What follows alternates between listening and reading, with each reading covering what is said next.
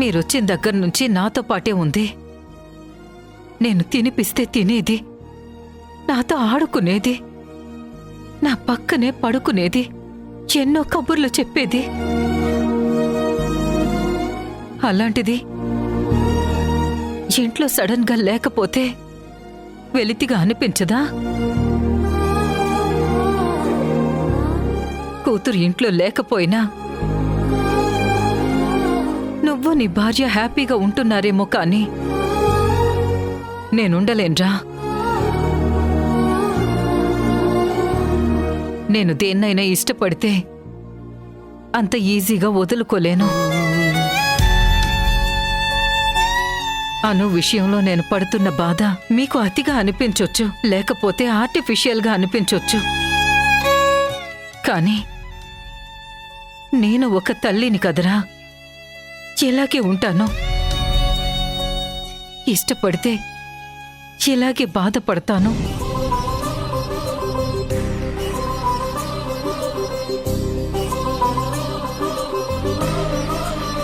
చూసావా వింధ్య, అమ్మ ఎంత బాధపడుతుందో. ఒరేయ్, మీ అమ్మ బాధపడుతున్న దాంట్లో కూడా కొంత అర్థం ఉందిరా. ఏసీలో పెరిగిన అమ్మాయి, ఇంత పెద్ద ఇంట్లో అన్ని సౌకర్యాల మధ్య ఉండే అమ్మాయి సంధ్య ఇంట్లో ఎలా అడ్జస్ట్ అవుతుందో ఏంటో, ఎంత ఇబ్బంది పడుతుందో అని ఒకటే మదన పడుతుందిరా. అవకాశం ఉంటే మరొక్కసారి ఆలోచించండి.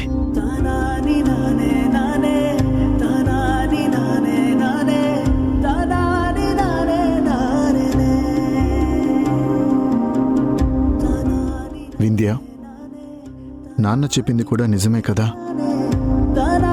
అన్ని సౌకర్యాల్లో ఉండి అక్కడ సడన్ గా ఏది లేకపోతే ఎలా ఉంటుంది? పాపం అను అక్కడ ఎంత ఇబ్బంది పడుతుందో ఏంటో. ఏంటండి, ఏసీలు, సౌకర్యాలు, పట్టు పరుపులు, పనివాళ్లు, అసలు ఇవి లేకపోతే ఏమవుతుంది? అను ఎవరి దగ్గరికి వెళ్ళింది? నవమాసాలు మోసిన కన్న తల్లి దగ్గరికి వెళ్ళింది. దాని కన్న తల్లి సంధ్య. ఆ విషయం మర్చిపోయారా? దాని ఇంట్లో ఏసీలుండకపోవచ్చు, పనివాళ్ళుండకపోవచ్చు, కానీ కూతుర్ని మనకంటే గొప్పగా చూసుకుంటుంది. ఈ విషయంలో మీరు కూడా మీ అమ్మలాగా పిచ్చిగా ఆలోచించకండి. తల్లి కూతురు సంతోషంగానే ఉంటారు.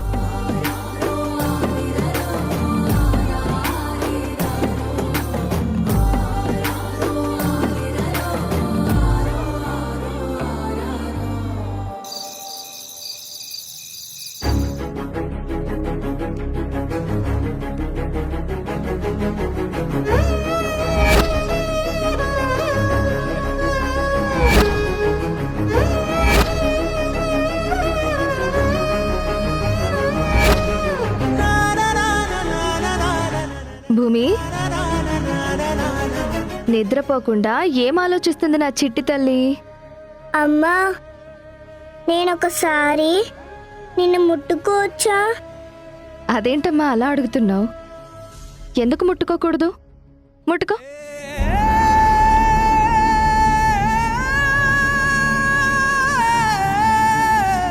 ఇప్పుడేమైంది?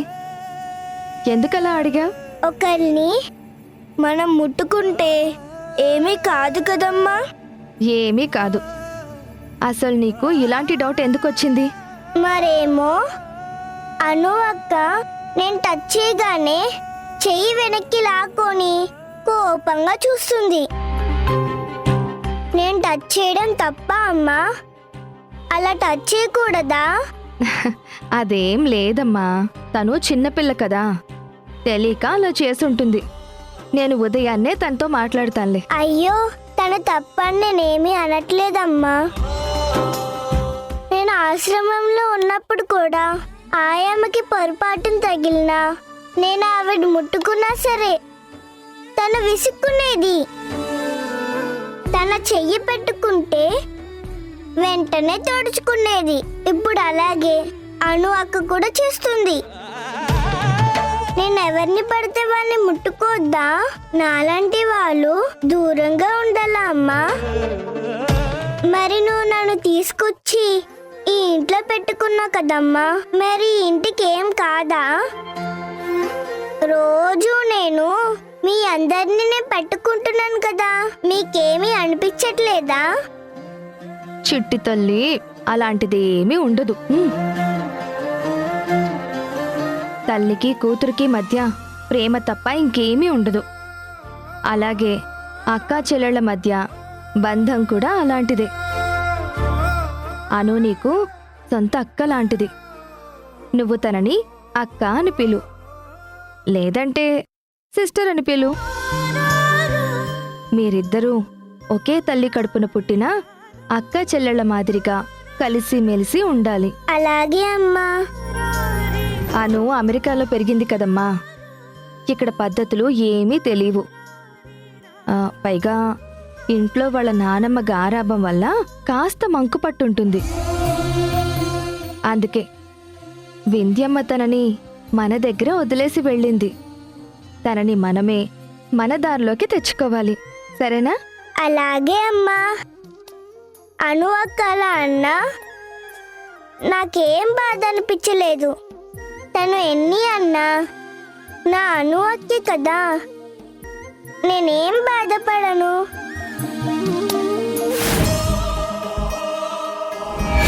ఒక్క 10 రోజులు నీ ఇంట్లో దానికి స్థానమివ్వు. నీ పెంపకంతో దాన్ని మార్చవే. ఈ ఇంట్లో ఇన్ని డేస్ ఎలా ఉండాలి? I hate you mummy, I hate you. అమ్మాను, నువ్వేం కంగారు పడకమ్మా. ఈ ఇంట్లో నీకు ఏ లోటు లేకుండా చూసుకునే బాధ్యత నాది.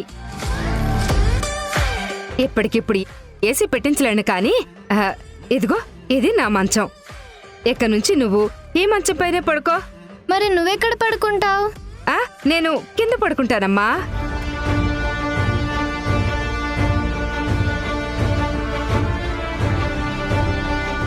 ఏంటమ్మా, నీకు చాక్లెట్లు, బిస్కెట్లు, బిర్యానీ, ఐస్ క్రీము ఏది కావాలన్నా నేను తీసుకొచ్చిస్తాను.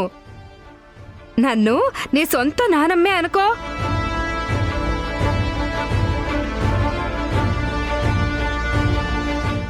అదేంటమ్మా, నిన్ను బాగా చూసుకుంటానని చెప్పినా కూడా నీ మొహంలో ఆనందం లేదు. మరేమో మా ఇంట్లో చిట్కేస్తే పని వాళ్ళు వస్తారు, మీ ఇంట్లో పని వాళ్ళు లేరు కదా.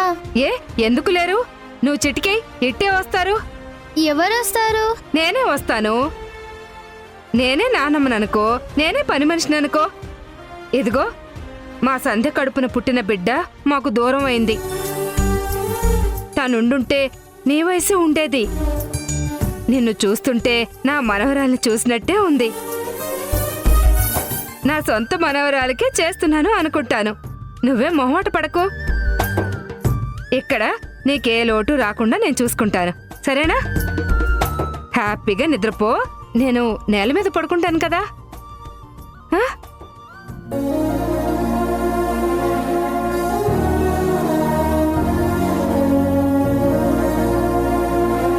మమ్మీ, ఇక్కడ నన్ను వదిలేసి వెళ్ళిపోయావు. బెడ్రూమ్ చాలా చిన్నగా ఉంది. నాకు బాధ వేస్తుంది మమ్మీ, ఏడుపు వస్తుంది. సంధ్య, ఇది నాకు కరెక్ట్గా అనిపించడం లేదు. దేని గురించి మాట్లాడుతున్నారండి? మనం వ్రతానికి వెళ్ళాం. అను మనల్ని పీటల మీద నుంచి లేవమని చెప్పింది. దానికి నేను కాస్త బాధపడ్డాను, కానీ అదెంత దాకా వస్తుందని అనుకోలేదు. మనం మధ్యలో వదిలేసి వచ్చేసామని వింధ్య తన పాపని మనింట్లో వదిలిపెట్టడం ఎంతవరకు కరెక్ట్? వింధ్య తొందరపడుతుంది. ఏ ఇంటి బిడ్డ ఆ ఇంట్లోనే ఉండాలి. నా మాట విని అను పాపని తీసుకెళ్లి వింధ్యకు అప్పచెప్పు. వింధ్య తీసుకున్న ఈ నిర్ణయం వల్ల తన ఇంట్లో చాలా సమస్యలు వస్తాయి. లేదండి, ఇది తొందరపాటు నిర్ణయం కాదు. వింధ్య బాగా ఆలోచించే ఈ నిర్ణయం తీసుకుంది. ఏం మాట్లాడుతున్నావు సంధ్య?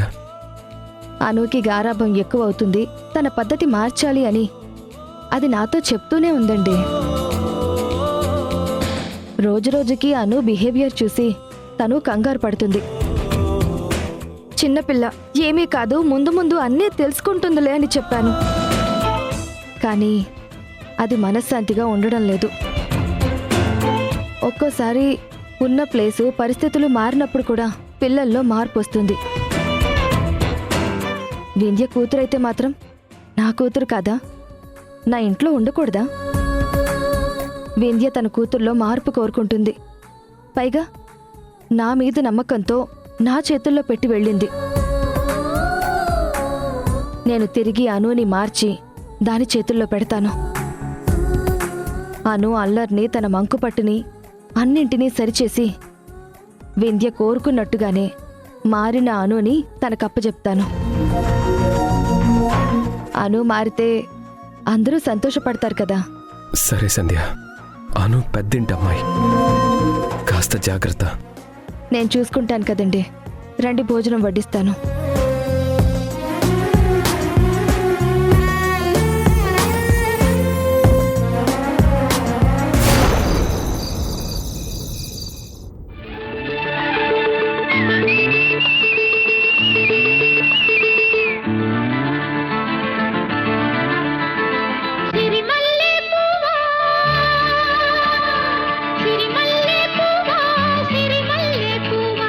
చిన్నారి చిలకమ్మ, నా వాడు ఎవరే, నా తోడు ఎవరే, ఎన్నాళ్ళకొస్తాడే సిరిమల్లె పువ్వా.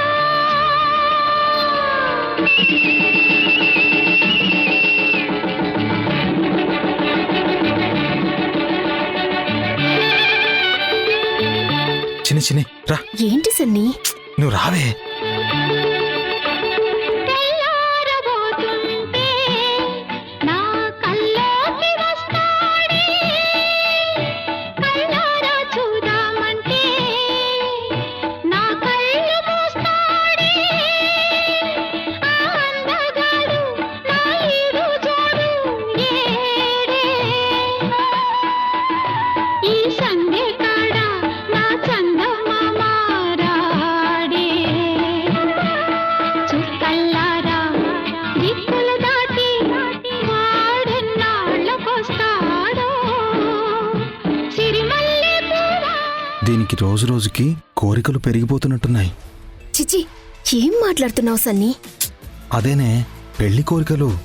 చూడు, మౌనిక రాజేష్ ఫోటో పట్టుకుని చూస్తూ రాజేష్ తన ఒళ్ళో పడుకున్నట్టుగా ఫీల్ అవుతూ శ్రీదేవిలాగా సిరిమల్లె పువ్వా అంటూ పాట పాడుతుంది. దీనికి మరీ పైత్యం పెరిగిపోయింది. నాకు అర్థం కాదు, పెళ్ళైపోయిన వాడి మీద ఇది ప్రేమ పెంచుకోవడం ఏంటి, ఇలా పాటలు పాడడం ఏంటి? దీనికి జీవితంలో పెళ్లి రాతలు లేనట్టుంది. దీన్ని చూసి జాలిపడాలో బాధపడాలో అర్థం కావడం లేదు. మౌనిక, పద పద. మౌనిక, మౌనిక. ఏంటి మమ్మీ, బావతో నన్ను ఏకాంతంగా ఉండనివ్వవా? పిచ్చి పట్టిందా నీకు? మీ బావ ఎక్కడున్నాడే? బావ నా ఎదురుగా లేకపోయినా నా మనసులో ఉన్నాడు. ఇదిగో ఈ ఫోటోలో కూడా ఉన్నాడు, నా గుండెల్లో ఉన్నాడు. అబ్బా, నీ ప్రేమ నా ప్రాణానికి వచ్చిందే. మన అర్జెంటుగా బయలుదేరాలి, పదా. ఎక్కడికి? చెప్తాను, నువ్వు రా. అరే రా.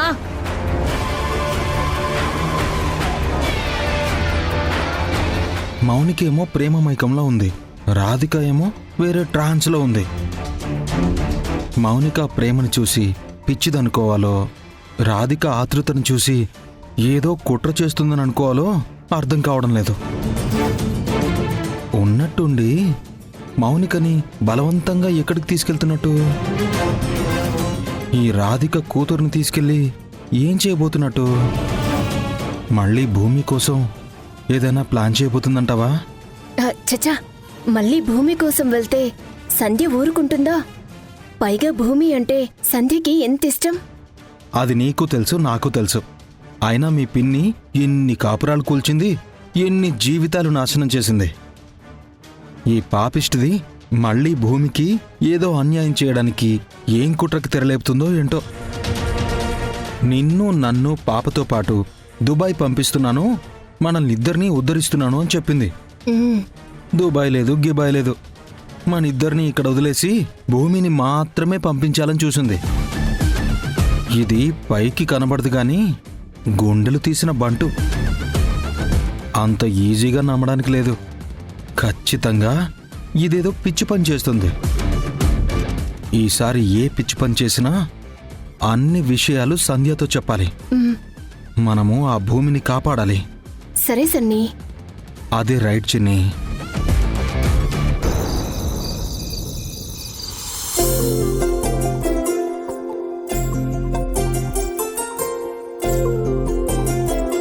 కూర్చో భూమి. అత్తయ్య, అనుని తీసుకురాలేదేంటి? అను, త్వరగా రామ్మా. వదినా, డైనింగ్ టేబుల్ వదిలేసి ఏంటిది సడన్ గా నేల మీద? ఒకప్పుడు మనకు అలవాటే కదా. పైగా నా అనులో మార్పు ఇక్కడి నుండే మొదలవ్వాలి. నాకు ఆకలిస్తుంది. ఇంత లేటా? కాస్త లేట్ అయిందమ్మా, కూర్చో. ఎక్కడ కూర్చోవాలి? మీ ఇంట్లో డైనింగ్ టేబుల్ లేదా? నేను నేలపైన కూర్చోను. ఈ ఒక్క పూటకి సర్దుకో.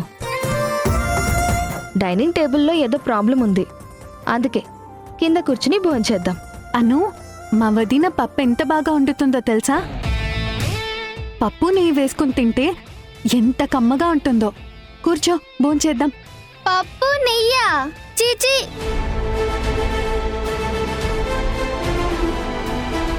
నేను నాన్ వెజ్ లేదే అన్నం తినను. అయినా నేలపైన కూర్చొని తినడం ఏంటి? నేను ఇక్కడ కూర్చోను. నేను ఫుడ్ తినను. అను,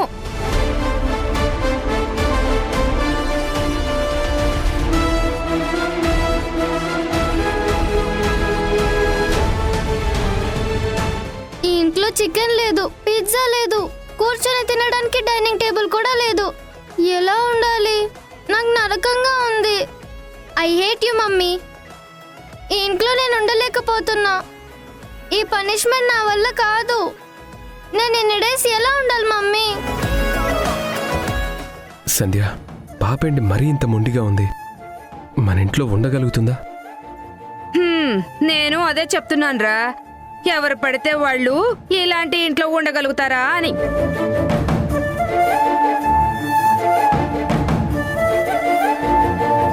ఇదంటే ఆశ్రమంలో పెరిగింది, మట్టిలో తిరిగింది. అను అమెరికాలో పెరిగింది. అలాంటి అనుని ఇలాంటి చిన్న ఇంట్లో ఉండమంటే ఎలా ఉంటుందిరా? పైగా కింద కూర్చుని తినటం తనకేమీ తెలీదు. అసలు ప్రతిరోజు చికెన్ బిర్యానీలు, మటన్ బిర్యానీలు, అమెరికాలో అవేవో రొట్టె ముక్కలు తింటారంట కదా, అవన్నీ లేకుండా ముద్ద ఎలా దిగుతుంది? నా మాట విని పాపని వాళ్ళింట్లో దిగబెట్టి రండి. అత్తయ్య, వింధ్య నన్ను నమ్మి అనుని నా చేతుల్లో పెట్టి వెళ్ళింది. అలాంటిది తనకిచ్చిన మాట కాదని తిరిగి వెనక్కి పంపించలేను. వదినా, నేను వెళ్ళి అనుని తీసుకొస్తాను. శ్రీజ, ఆగు. చిన్నపిల్లలు పెద్దవాళ్ళు చెప్తే ఇంకా మొండిగా ప్రవర్తిస్తారు. అదే తన తోటి పిల్లలతో చెప్పిస్తే బాగా వింటారు. భూమి, నువ్వు వెళ్ళి అనుతో మాట్లాడి తనని తీసుకురమ్మా. అలాగే అమ్మా. ఏయ్, నువ్వు ఆగవే. నువ్వెక్కడికే? నువ్వు చెప్తే వస్తుందా? అమ్మా, అర్థమైందిలేరా. వెళ్ళవే, వెళ్ళి తీసుకురా. భూమి, వెళ్ళి అక్కని భోజనానికి తీసుకురామ్మా. తను తినకపోతే ఆకలేస్తుంది కదా, వెళ్ళు. అలాగే అక్క.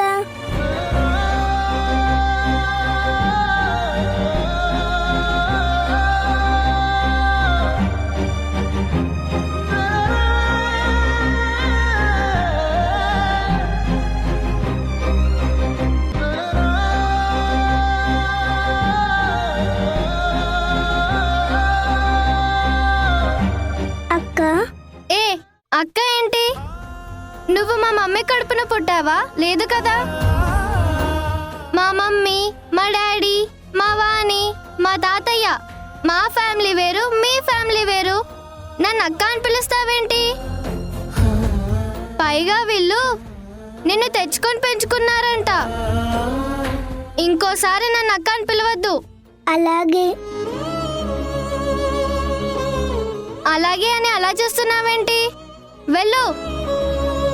పిజ్జాలు బర్గర్లు లేకుండా ఏది పడితే అది తిననని మీ మమ్మీకి చెప్పు.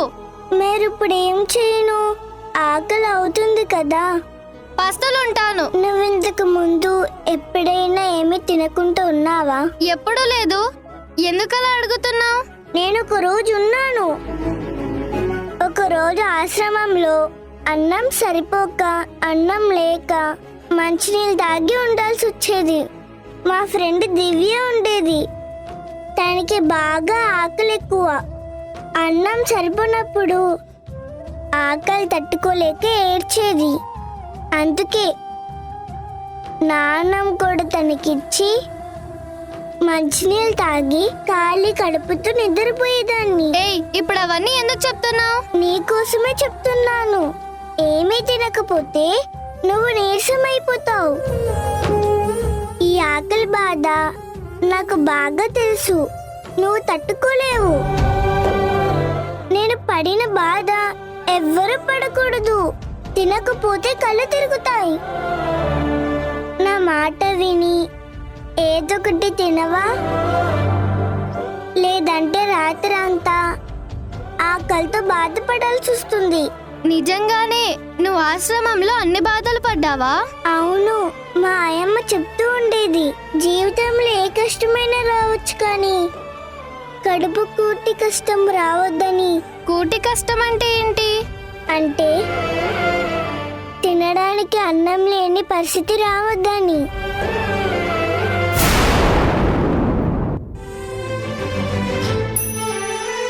ఇంట్లో చికెన్ బిర్యానీ లేదా? లేదమ్మా, నీకు రేపు చేసి పెడతాను. పప్పు నెయ్యి పచ్చడి వేసుకొని తినేదానిలా కనపడుతున్నానా? నాకు ఈ అన్నం వద్దు.